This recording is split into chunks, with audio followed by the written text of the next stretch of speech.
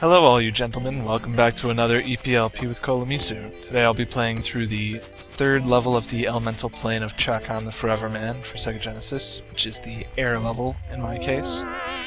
And I'll let you read your little intro here.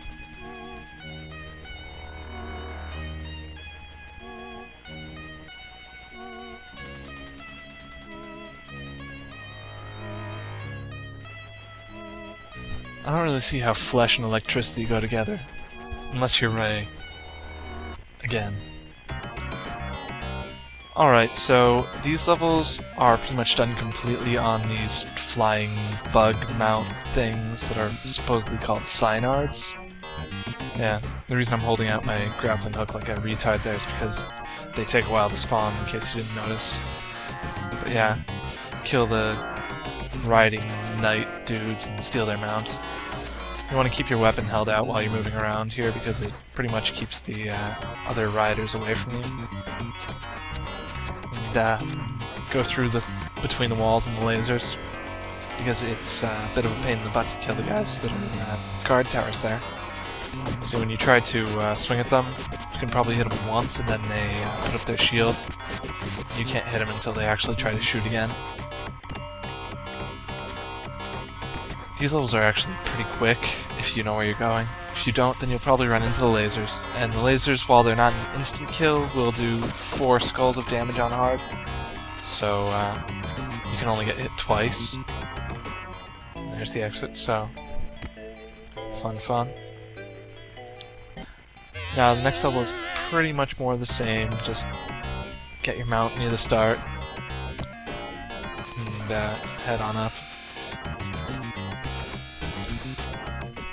Waiting. Oh yeah, also the grappling hook has a slightly longer reach, so that's why I'm using it instead of the sword. And it's also one that you can hold out in a straight line there. The reason I hopped off the mount right away after pulling him down is to avoid the shot. And yeah, the hitbox on the mount itself is pretty small. Like the mount can't take damage, so just if you're trying to go between lasers, make sure that it's either below your legs or above your hat. And yeah, up, right, left.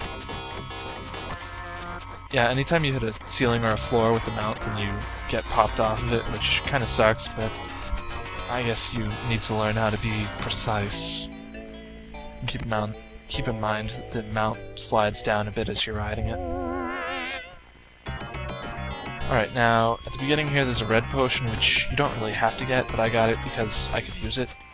And that jump you have to roll for. If you try to make it with a normal jump, you'll hit the ceiling and fall down into the pit below. Now I used the spell beforehand because I already had 4 red potions, and there are actually 2 red potions in this level, so there's no reason not to use it. And I'm going to be using the spell on the boss anyway, so that mount can't fit through that hole.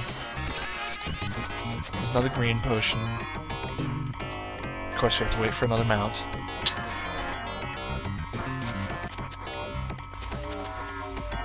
Hop on, keep holding out your weapon.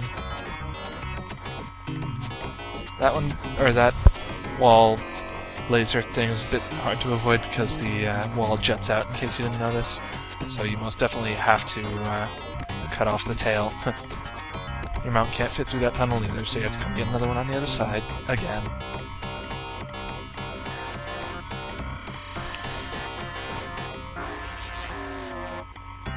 Now, directly up from where I am now, there's a clear potion, which I'll show you. You want to stay near the top there, because if you don't get hit by that guy while he's still off the screen, you lose your mount and have to wait for another. And make sure you move the mount off to the right through the laser a bit if you're going to grab this potion. Again, stay high while you're moving out. And now you get to see me get hit by an invisible bullet from the other side of that wall, because this game is great. And then you continue up through the lasers, or I guess not through the lasers, around them very carefully. I just mounted there because it's a lot easier to hit those guys if you're not forced to move. Alright, and here's the boss, which is a jousting knight type guy.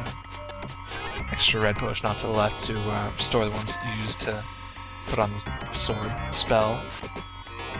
Now, as you can see there, if you stand in front of him long enough, or float in front of him long enough, he charges. You go over and he'll flick his spear up at you so that you can't come down and stab him with the mount's tail, which does do damage, by the way. If you go under, then you won't be able to hit him because his mount's tail will hit you. So basically the way that you're supposed to do this is to go in the tiny space between the tail and the spear's hitboxes, but it's much easier to just use the lightning spell and move up and down and shoot at him. If you don't keep moving, then he'll keep charging, so just shoot, move up, shoot, move down, as I'm doing here.